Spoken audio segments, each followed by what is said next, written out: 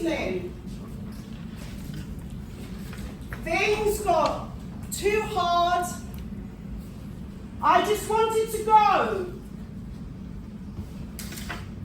I didn't want to be here anymore. It was a difficult evening.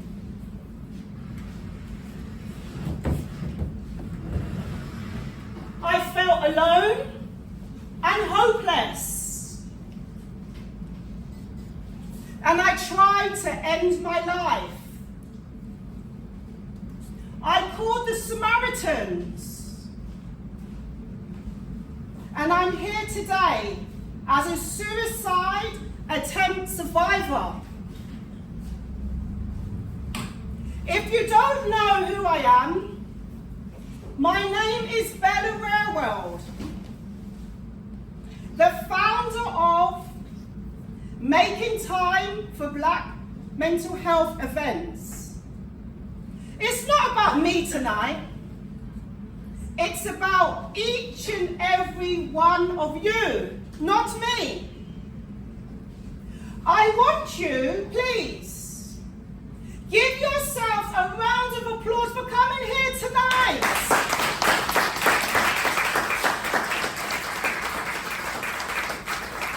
Give yourselves a round of applause that you made the time to invest in your mental health and well-being. Please.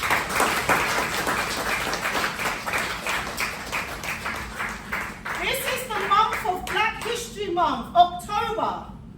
You could have been anywhere tonight.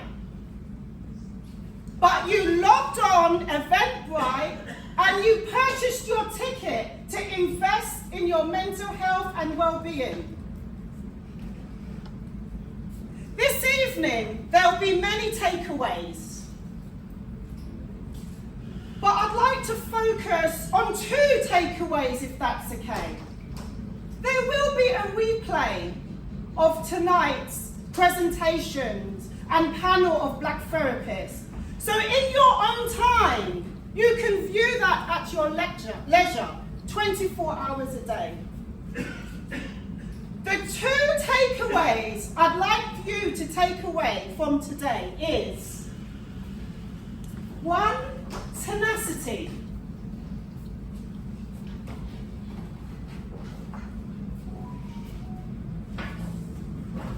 The second being tackling health inequalities.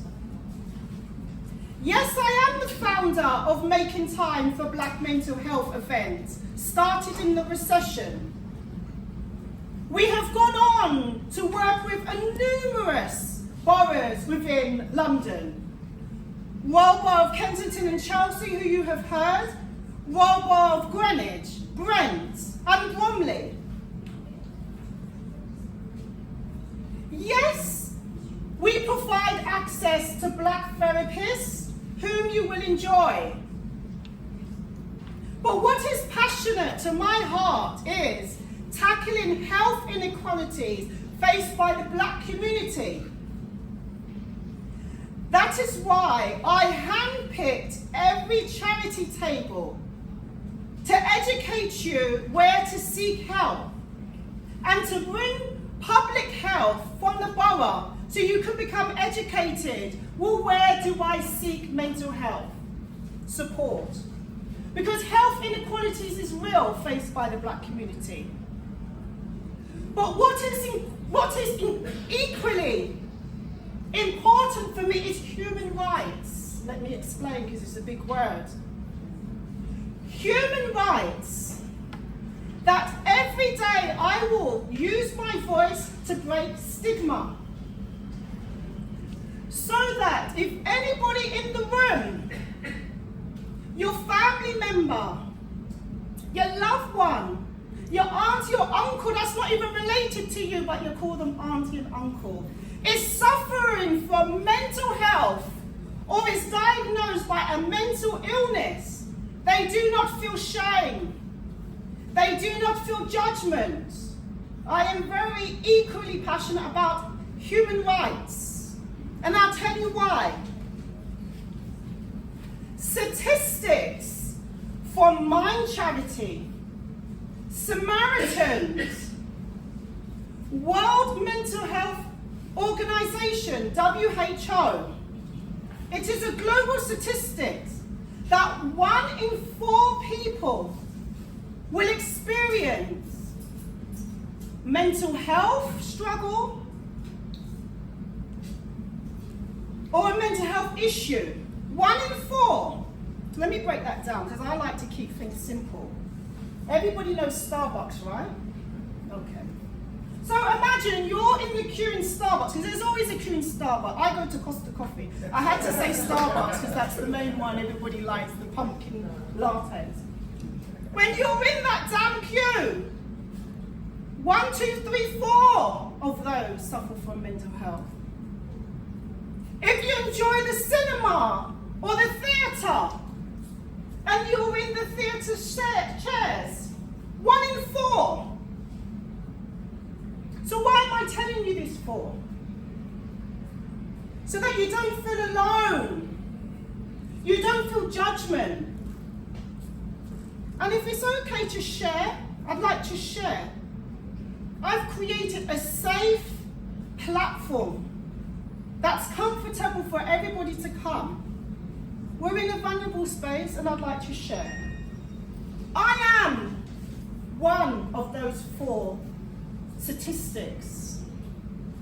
Not only am I a suicide attempt survivor, I live with bipolar disorder. I'm diagnosed with PTSD. I have anxiety, social anxiety. And I also have a psychotic illness called borderline personality disorder. A mouthful, right? 4 mental illnesses. I'm also a childhood sexual abuse survivor. From the age of 5 in the school playground to 14, I was sexually abused. I stand here because I'd like to share with you the word called power. When we hear the word power, it creates an emotion, a shock in our body, because we associate the word power to be negative. I like to create my own rules to motivate you. That power does not have to look like or sound egotistic. I share my story with each and one of you to give you the power I have to transport it onto you. To give you the power of voice. You can become powerful too. And the power of your voice, that if today you are struggling with mental health and you can't find your voice, you can find your voice tomorrow, next week, or it might take a month.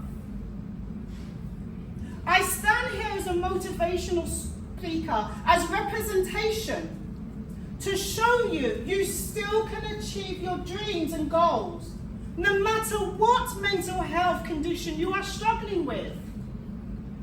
I did a course for Mental Health Awareness Level 4. And one of the sections was an A to Z of mental health. I could not believe it, that these statistics are so true, that physical health is no different than mental health, that you could be afraid of a spider, and that's mental health. Afraid of public speaking, anxiety. So I stand here and use my voice every day to share with you, you are not alone. And Making Time for Black Mental Health event is set up to educate you. So when you do find your power, and there's no time limit, we provide education so that you know where to turn when you need support. and that black therapists exist. Many of us struggle with confidence. Many of us struggle with self-esteem. So I'll put my feet as well up. But I want to bring some comfort that each and every one of you are amazing. Each and every one of you are brilliant. Why? You all have a skill or a talent. Don't mind just what your day job is. There are other talents just, instead of just going to work 9 to 5. You all have talents and skills. I don't care if your only skill you can find is to change a light bulb or to use a screwdriver. Celebrate your skills and talents, and your confidence will grow. So a lot of people say to me, Bella, you founded Making Time for Black Mental Health in the middle of COVID. How did you do it? With 4 mental illnesses and you're a suicide survivor. They say, Bella, you volunteer for the Samaritans. I had a multi-million TV advert campaign which raised £450,000 for the Samaritans, me sharing my story. They say, how do you do it? You have bipolar, borderline personality disorder, anxiety. How do you do it? Sometimes I say, well, I don't know. But what I will say is, there's 3 things that work for me. It may not work for everybody, but it will work for you. And I'd like to give you a gift. In the announcements, we are an online organisation, which means everything you access this evening is through our linked tree. So on your welcome pack, there's a QR code, link tree. I'd like to gift you with a self-care card, which simply says, what's your favourite music? What's your favourite movie? What's your favourite food? All of today's information or follow-ups you need, just go to our link tree. Some of you might be aware, I've actually just come back from New York. I was in New York for 7 weeks on a mental health research project. And as I was there, I was walking along the beach in Brooklyn. And I thought, let me share another tip I have, how I manage my mental health. And it's simply taking pebbles or shells, and I put them in my pocket every day. And I feel them. So when the depression gets a bit more serious or the anxiety gets a bit more serious, I just press on them. And I've bought quite a few all the way from New York, Brooklyn. So if any of you want to purchase them, because this is also a fundraising event, please, or take for your friend. They're very soothing. A lot of people say, well, how do you get out of bed in the morning? And a lot of my drive has to come within to help others, that I can live another day to use my voice and share to each and every one of you that you have power. In a few moments, we have a brilliant lineup of Black therapists. And our organisation has received funding. So if you feel triggered or you'd like to book a session with any of the Black therapists, grab a business card from Serena or use the link tree where you can get all of the information. Thank you for coming to Making Time for Black Mental Health event, Notting Hill. This event is in partnership with the City of Westminster and Royal Borough of Kensington and Chelsea Public Health. So before we officially open the event, I'd like to ask Councillor Josh to please open the event. Thank you. Thank you, Arian. I don't need that. Hello, everyone. My name is Josh. Hello, everyone at the back. I'm the councillor here in Kensington and Chelsea, and I lead the Adult Social Care and Public Health portfolio. And I've got to say, it's incredible to see so many people here. Because this is my third one I've attended with Bella, and seeing the impact that Bella and Think Tenacity have on trying to get people help, trying to break down stigma, trying to have mental health raised up the profile, I think is extremely important. And what Bella and the team have done with the therapists we've got here as well is really, really incredible. So I just want to thank everyone for coming, because it's really important to have that access to help. I just thought I'd flag as well very quickly. We just recently launched, just last Thursday, which was World Mental Health Day, a new page on our Kensington and Chelsea website, which is all about mental health. It's free, it's kind of revolutionary because it breaks down kind of the services that you may be looking for if you do anyone needs access.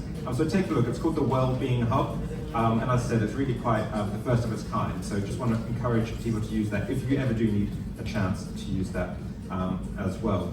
I'd just like to introduce, while I'm here, my two colleagues. This is amazing Arian, who's a councillor with me in Kensington Chelsea, and he represents the ward just up here.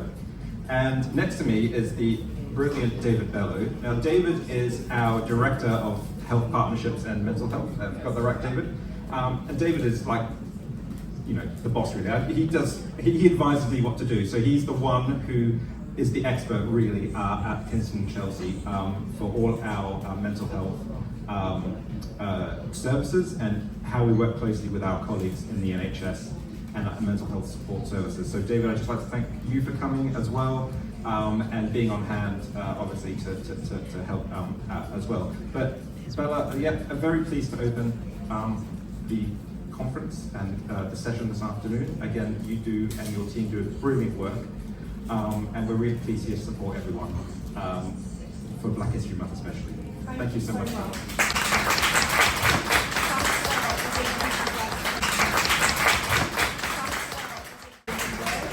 Thank you, Bella. I just echo my name is Arian Areti. I'm a councillor in Holland, right next door, and Bella is one of my family members, been a long-standing friend for about, 20 years. I just want to echo my colleague Josh Rendell's, Councillor Josh Rendell's comments, and we're very pleased as a borough we promote well-being, mental health, diversity, everything. So I'm quite pleased to associate with Think Tenacity for this event. And David, thanks for all the work you've done. We welcome everyone. I hope you learn and share your experience with the panel members.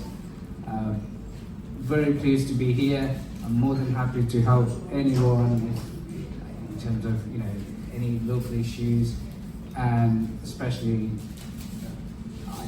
would love to thank Josh for coming around and helping this event and contributing in whatever way you can.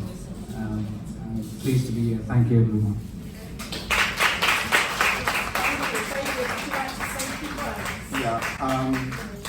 Thanks everyone for coming in today. It's been really nice to see so many people here, and I just want to say something very quickly, because otherwise I'll not be allowed to go home.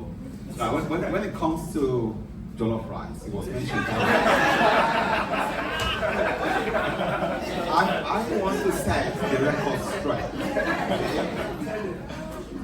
Nigerians invent, and we have the best jollof rice in the world, not just in Africa, but in the world. I'm sorry, I have to say that, otherwise I'll not be able to return home. Yeah, sure. So, my responsibility is mental health, really. I have a massive portfolio there.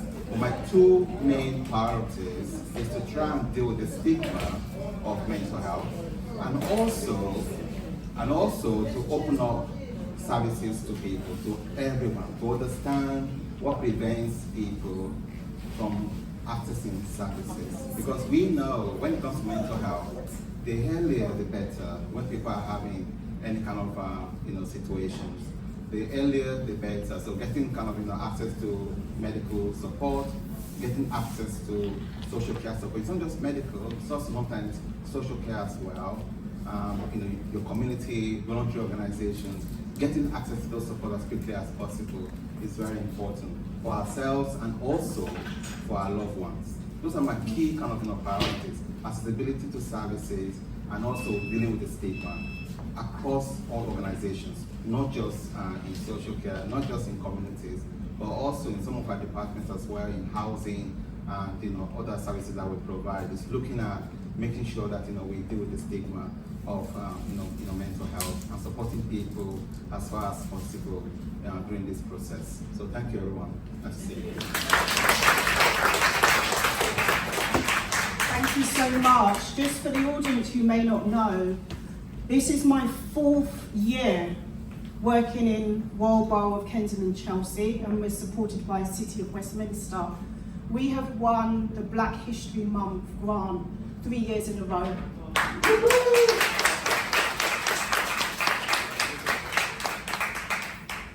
This was during COVID, and the pandemic was not going to stop me, and I did this via Zoom. You sitting here today are experiencing and celebrating the first in-person Making Time for Black Mental Health event in Kensington. So thank you, Josh.